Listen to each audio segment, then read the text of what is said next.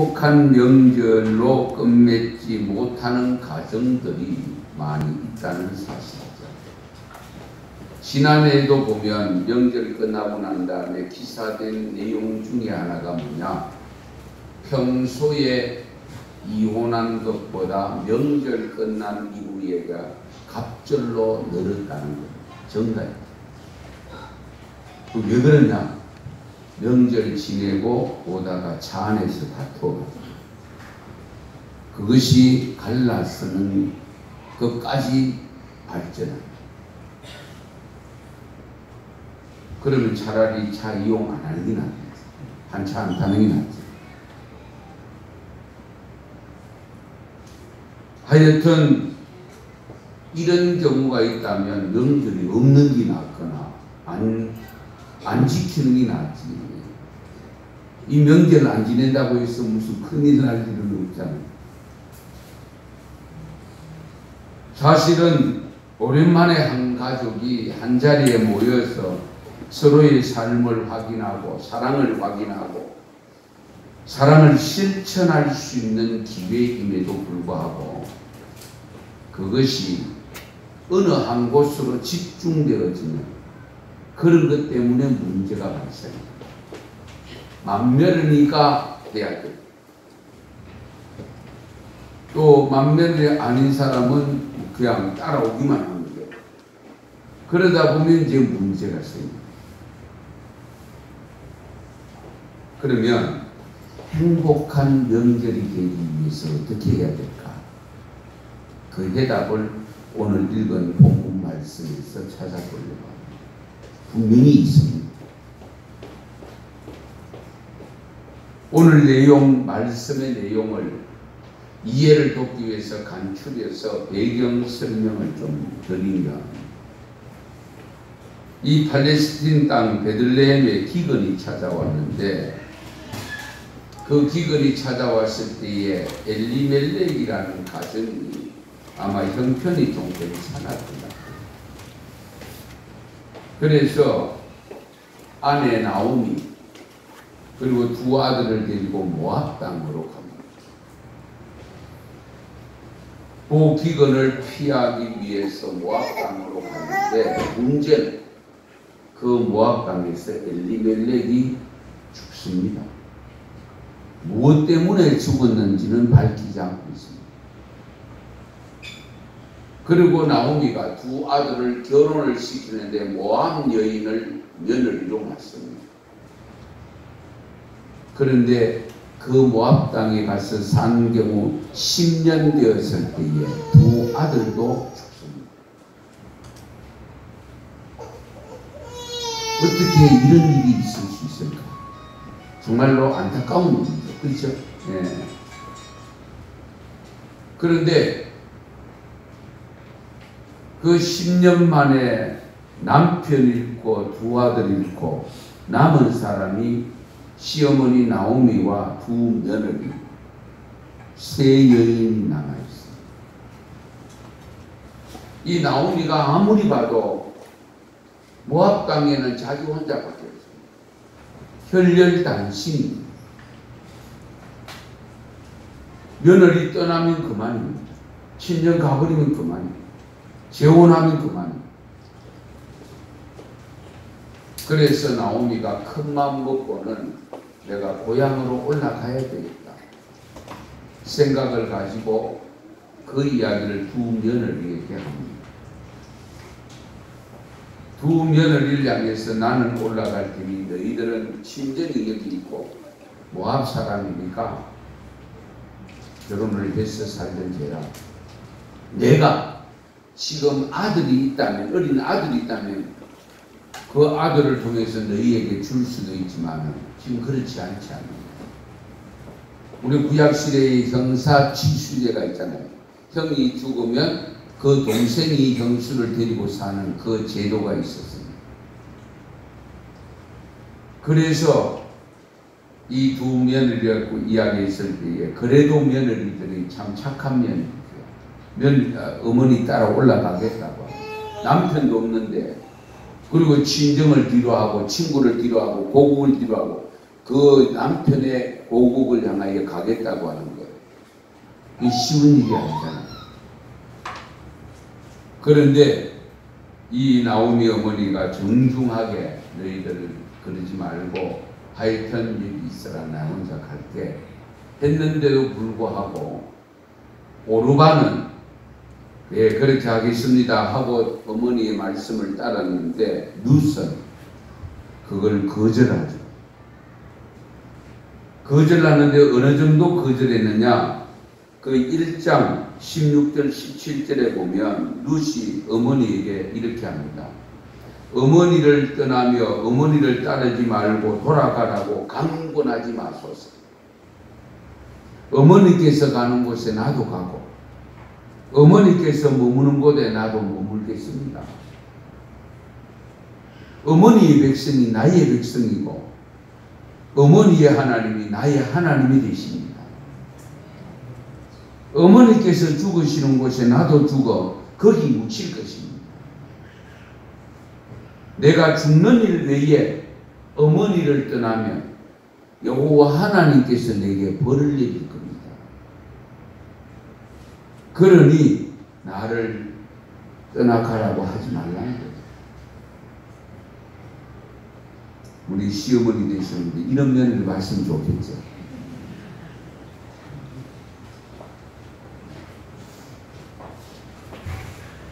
이 며느리 룻이 이렇게 고백하면서 따라가겠다고 하니까 나오미도 아하 얘는 못 말리겠구나. 더 이상 어떻게 할 방법이 없어. 그래서 이 룻을 데리고 나오니까 베들레헴에 올라옵니다. 여러분 잠깐 한번 생각해 보십시오. 가지고 갔던 재산 다 떨어먹고 남편 죽고 두 아들 죽고 올라왔을 때에 사람들이 친척들이 뭐라고 하겠습니까?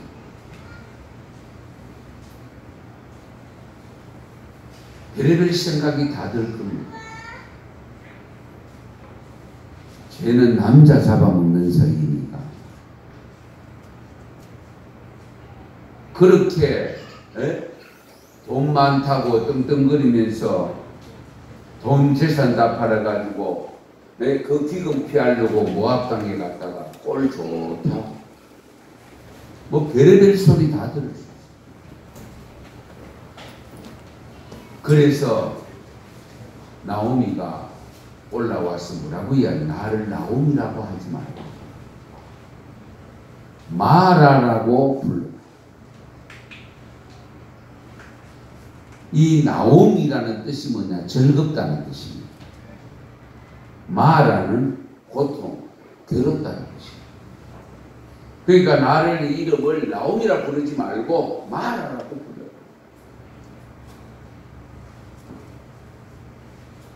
근데 이제 문제는 지금부터입니다. 돈 다 떨어먹고 왔습니다. 논밭이 없습니다. 당장에 먹을 것이 없습니다. 그래서 룻이 마침 그때가 언제냐? 보리가 추수할 때입니다. 성경이 보면 보리 추수할 때라. 그래서 그냥 있을 수는 없으니까 이 며느리 룻이 어머니에게 내가 나가서 이삭을 좀 주워 오겠습니다. 그리고 무작정 나갔습니다. 무작정 나가서 마침 소년들이 일꾼들이 추수하는 보리를 베고 있는 곳에 가서 양해를 구하고 이삭을 줍고 있는데 마침 공교롭게도 그 밭이 보아스 밭이었어요.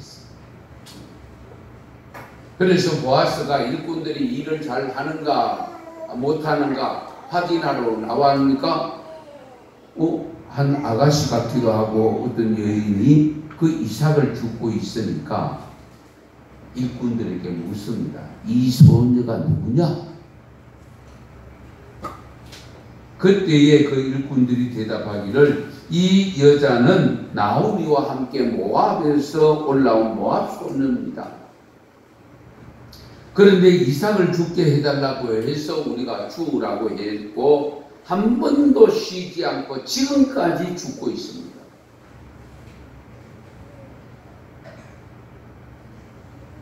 이 보고를 들은 보아스가 룻에게 일러주는 말씀이 오늘 본문 8절 시작입니다. 8절에 뭐라고? 내 딸아 들으라. 이삭을 주우러 다른 밭으로 가지 말고 여기서 떠나지 말고 나의 소년들과 함께 있어라.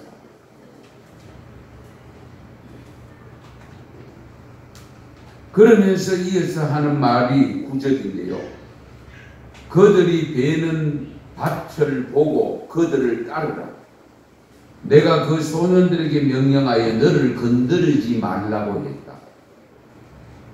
그리고 목이 마르거들랑 그들이 마실 물을 떠놓은 그 그릇에 가서 물도 마시고 해라. 여러분, 밭주인이 왔을 때에 룻의 경우 긴장하지 않겠습니까? 이 누구냐? 이삭을 왜 주느냐? 당장 나가? 그럼 나가야 됩니다. 그런데 이 주인이 한술 더 떠서 다른 밭으로 가지 말고 여기서 죽고, 그리고 목이 마르거들라 마실 물, 일꾼들이 마실 물, 그 물 마시가면서 죽어라. 우리는 이런 행동을 무엇이라고 부르는지 아십니까? 배려라고 합니다. 배려하는 마음. 오늘 우리가 살아가는 이 인간 사회 속에서 필요한 요소 중에 가장 필요하다고 하면 배려하는 마음이 필요해요.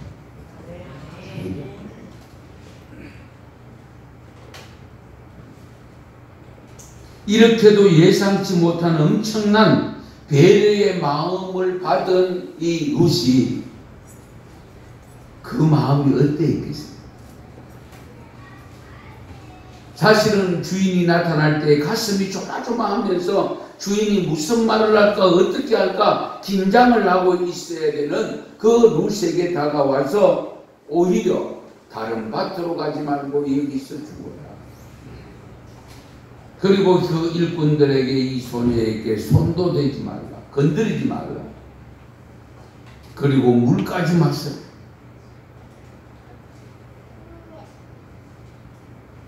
그래서 룻의 마음을 10절에 표현합니다. 룻이 엎드려 얼굴을 땅에 대고 절하며 그에게 이르되 나는 이방 여인이거늘 당신이 어찌하여 내게 은혜를 베푸시며 나를 돌보시나요? 그렇죠. 내가 모함 여인인데 당신이 어떻게 이런 은혜를 베푸십니까? 너무 고맙습니다. 감사하다는 것입니다. 이 말을 들은 보아스가 다시 룻에게 일러주는 말이 11절입니다. 보아스가 그에게 대답하여 이르되 내 남편이 죽은 후로 네가 시어머니에게 행한 모든 것과 내 부모와 고국을 떠나 전에 알지 못하던 백성에게로 온 일. 알지 못하던 백성이 누굽니까? 이스라엘 백성이죠. 지금 베들레헴이죠. 이렇게 온 것을 내가 분명히 알았다. 소식을 듣고 알고 있다.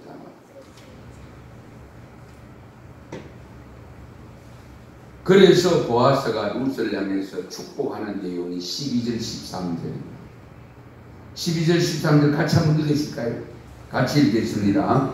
여호와께서 내가 행한 일에 보답하시기를 원하며 이스라엘의 하나님 여호와께서 그의 날개 아래에 보호를 받으러 온 내게 온전한 상 주시기를 원하노라. 아멘. 여호와께서 너가 행한 그 착한 행실에 보답하기를 원하노라. 하나님이 복 주기를 원하노라. 그리고 그의 날개 아래에 보호를 받으러 온 네게 온전한 상 주시기를 원합니다.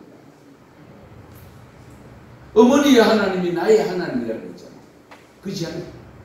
그러니까 이 보아스가 그것까지 들었는데 신앙을 가졌다는 걸 알았어. 네가 어머니를 따라 홀어머니를 따라 남편도 없는 곳에 온 것은 하나님 때문에 왔고, 그러므로 하나님 날개 아래에 피하려고 왔으니 하나님께서 네게 상 주기를 내가 원한다. 엄청난 축복이죠.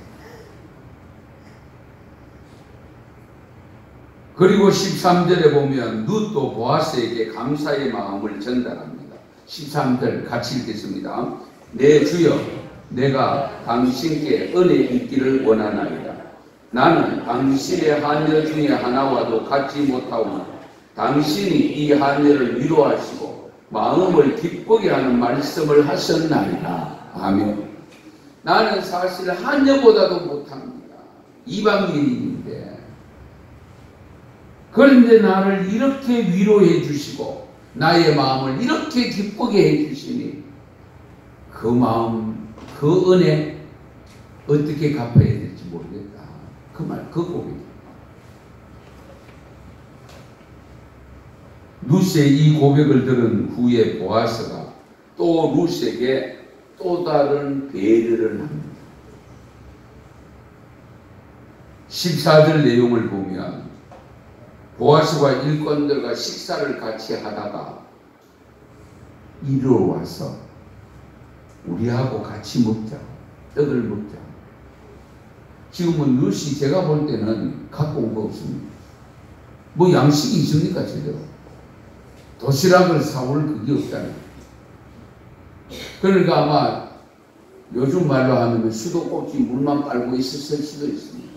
그러니까 보아스가 이리 오느라 떡 같이 먹자. 그러면서 떡을 떡 조각을 초에 찍어라. 이 초는 우리가 말하는 식초가 아니고요. 식초 비슷한데 포도즙을 가지고 만든 것이었다고. 그러니까 음료의 일종이에요. 네. 아무래도 우리가 무슨 떡을 무슨 음식을 먹든지 뭐 얕은 주스를 놓고 먹든지 하잖아요. 예. 그러니까 그것을 가리키는 어쨌든 초에 찍어 먹어요. 그리고 룻에게 볶음 곡식을 주어 먹게 하므로 룻이 배불리 먹고도 남았더라고요. 예. 보아스는 이 룻에게 할 수만 있으면 더 많이 더 좋은 것으로 주려고 하는 이 배려의 마음. 그리고 15절 16절에도 보면 룻이 이삭을 주우러 일어날 때에 보아스가 다시금 소년들에게 지시합니다. 곡식 단 사이에서 죽게 하고, 그리고 책망하지 말아라. 꾸짖지 말고, 그리고 어떻게 합니까? 곡식 다발에서 의도적으로 좀 뽑아 이삭으로 만들어주라.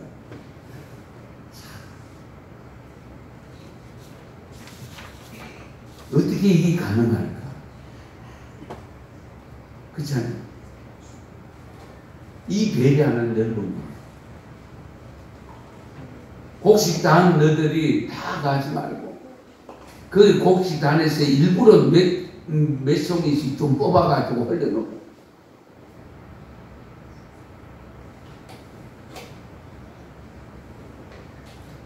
보아스의 신앙심은 배려의 마음입니다. 배려. 여러분, 형제간이라도 자기만 잘 살아보겠다고 재산을 팔아서 모압으로 내려갔다가 모든 것 다 잃어버리고 오면 별의별 생각을 다 할 수 있는 거예요. 내 그럴 줄 알았다. 돈 좀 있다고 그들은 피워 이민 가더니 꼴 좋다. 이런 등등의 말을 하면서 그들도 보지 않을 수도 있고 혀만 끌끌 차고 외면할 수도 있습니다. 물론 나오미를 보고 한 것은 아닙니다.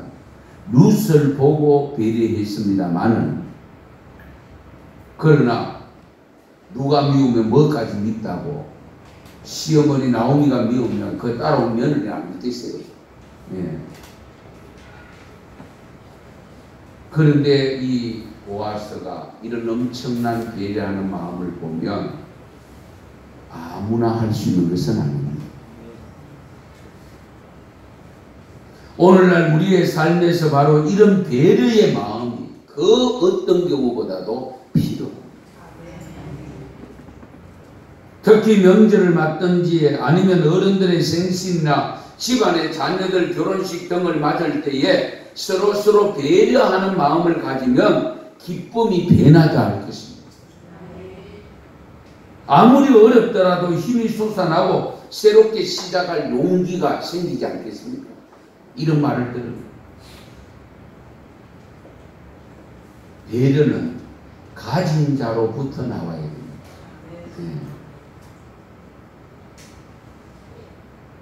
인심은 어디에서 나는지 아세요? 두지에서 납니다. 들어보세요. 두지가 뭐냐? 옛날에 농사 지을 때에 곡식 추수해가지고 곡식을 저장하는 곡간이 두지래.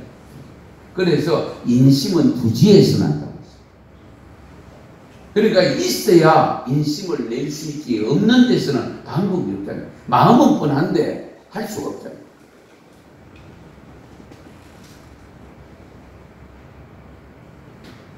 형제간이라도 삶이 다 같지 않습니다. 좀 더 잘 사는 형제가 있는가 하면 못 사는 형제가 있을 수 있습니다. 형편이 더 낫다고 생각되면 내가 먼저 내놓으면 가진 것이 적은 자라도 작은아마 내어놓고 미안해하는 마음을 가질 수가 있습니다. 형제간에 자존심 다 내어버리고 서로가 서로를 배려하는 마음을 가질 때 그 집안을 좋은 집안, 행복한 집안이라고 표현할 수 있지 않습니까? 오늘 읽은 말씀의 내용에서 흐뭇한 마음을 가질 수 있지 않습니까? 우리가 남의 일이지만 남들에게 배려의 마음을 갖고 다가가야 하는데 하물며 가족 간에, 부모와 자식 간에, 형제 간에 더욱 그렇게 해야 되지 않겠는가?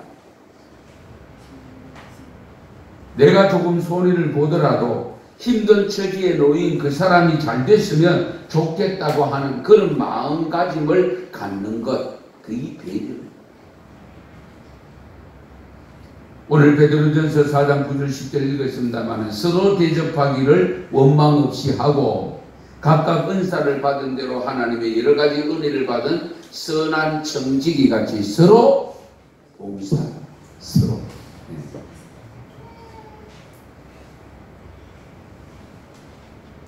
10여 년 전에 있었던 이야기 하나 소개하겠습니다. 지금도 용산에 가면 삼각지 지역에 유명한 국수집입니다. 지금은 상수가 한 5년이 됐습니다.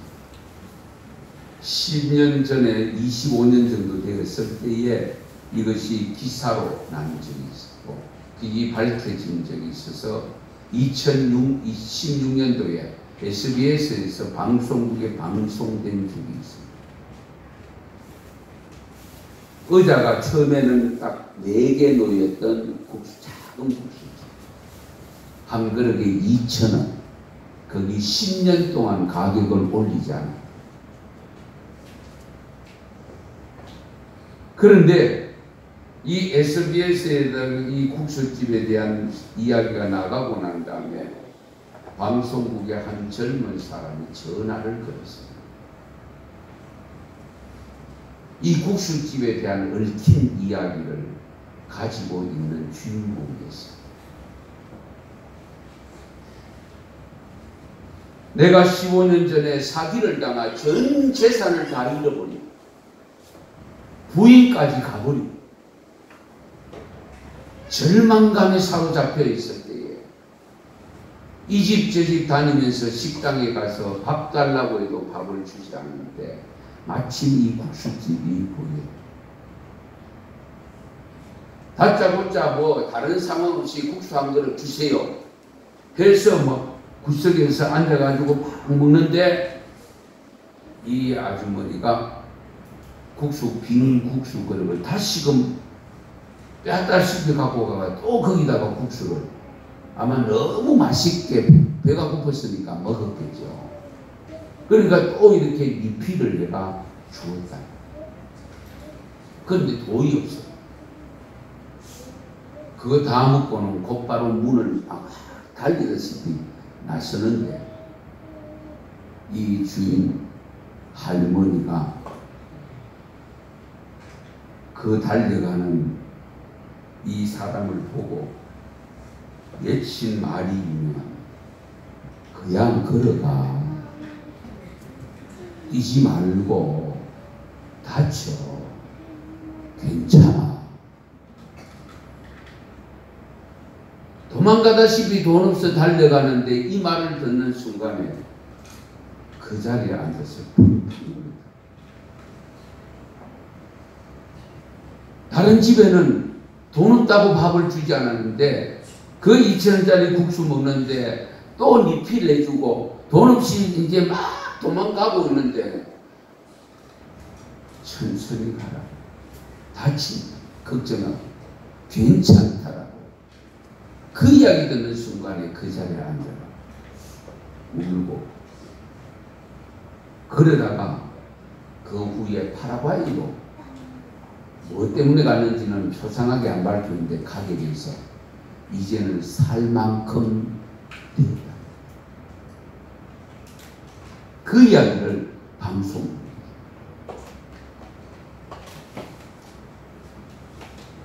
이 배려 깊은 사랑의 말을 들은 그가 감동을 안 받으면 사람이 아닙니다. 그 감동을 받은 후에 결국은 파라과이에 가서 사업을 해서 정말 명실공히 이제는 이 할머니를 도울 수 있는 위치에까지 와 있게 됐다는 사실. 자신에게 닥친 불행을 행복으로 만드는 비결은 다른 사람에게 베푸는 배려와 영림. 향기나는 나무는 찍는 도끼에도 향기가 묻어납니다. 나의 작은 배려의 말, 배려의 행동은 분명 아름다운 영향을 끼치게 됩니다. 성도 여러분, 봉사하는 마음이 성장하려면 배려하는 마음이 있어야 됩니다. 서로 봉사라고 있잖아요. 서로 봉사. 서로 섬기라고. 명절을 맞아서 가족 간에 서로가 배려하는 마음을 가지고 다가가면 얼마나 좋겠어요. 제가 이렇게 생각해 봤습니다. 지금까지 우리 형님이 오랫동안 수고하셨는데 이번에는 저희 가정에서 준비해 갈게요. 동서 힘들지 모든 재료를 내가 준비해 갈 테니 그냥 빨리 와서 만들기나 같이 만들기. 동서 내가 형편이 조금 나으니 돈을 송금해 줄게. 이번에는 자네가 부모님 선물을 준비해 가와. 나는 내가 알아서 할게.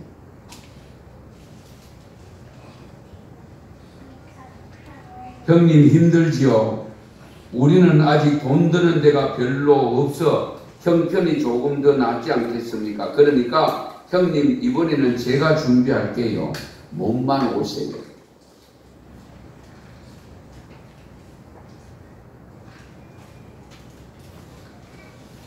남자 형제들끼리 하는 말입니다.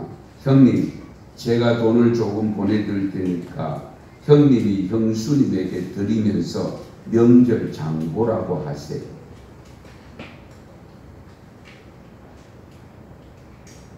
동생 힘들지? 내가 돈을 조금 보낼 테니 처가 집에 갈 때 선물 좀 사가 봐라. 어머님 제가 장 다 가서 갈게요. 아무것도 준비하지 말고 기다리세요. 우리 갈 때까지. 아가 고맙구나. 내가 이미 너그 아버지하고 다 장봐놨다. 천천히 오기나 해라. 기다리면. 이런 등등의 말을 하면 그 집 집안, 화목한 집안, 화평한 집안, 풍기가 나는 집안, 행복한 집안이 될 줄로 믿습니다. 참된 배려의 모습은 로마서 12장 14절에서 21절 말씀에 또 있는데요. 박해하는 자를 저주하지 않고 오히려 축복해 주는 삶. 즐거워하는 자들과 함께 즐거워해 주고 우는 자들과 함께 울어주는 것도 배려입니다. 악을 악으로 갚지 않고 선으로 악을 갚는 것도 배려입니다. 원수가 배고파하면 먹을 것 주고 목말라 하면 마실 물을 주는 것, 그게 배려입니다. 잠언 11장 25절에서 26절 우리 같이 한번 읽으실까요? 잠언 말씀 같이 읽겠습니다. 구제를 좋아하는 자는 풍족하여질 것이요 남을 윤택하게 하는 자는 자기도 윤택하여지리라. 곡식을 내놓지 아니하는 자는 백성에게 저주를 받을 것이나 파는 자는 그의 머리에 복이 임하리라. 아멘. 남의 좋은 점을 보는 것은 눈의 베품이고요. 환하게 미소 짓는 것은 얼굴의 베품입니다. 사랑스러운 말소리가 입의 베품이고요. 자기를 낮추어 인사하는 것은 몸의 베품이고요.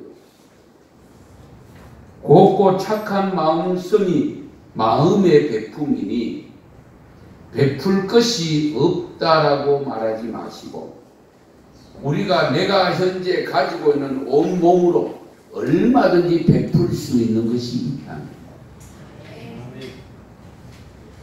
눈짓으로, 미소로, 인사의 말로. 그래서 돈 없다고 지나치게 핑계대지 마시고 그냥 정말 따뜻한 말 한마디라도 배려하는 마음, 베푸는 마음을 가지고 가면 속에 이런 것이 올라오다가도 그걸 가라앉힐 수가 있게 됩니다.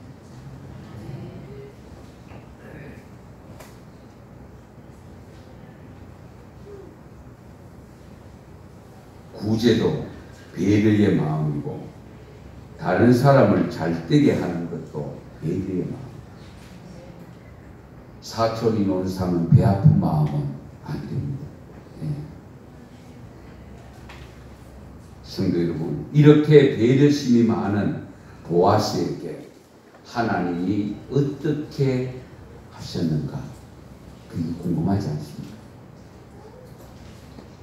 마태복음 1장 5절 6절 같이 읽겠습니다. 마태복음 1장 5절 6절입니다. 살몬 나합에게서 보아스를 낳고 보아스는 루스에게서 오벳을 낳고 오벳은 이새를 낳고 이새는 다윗을 낳으니라. 다윗은 우리아의 아내에게서 솔로몬을 낳고. 아멘. 이 1장 마태복음 1장은 예수님의 족보를 기록하고 있습니다. 그 예수님의 족보 속에 보아스와 룻이 다 들어가 있습니다. 할렐루야. 이 엄청난 보관입니다.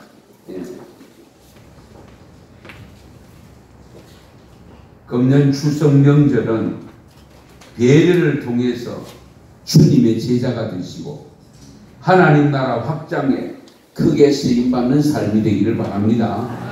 은성교회 가족들은 서로가 배려하는 마음으로 든든히 세워져가는 은성교회가 되기를 바랍니다.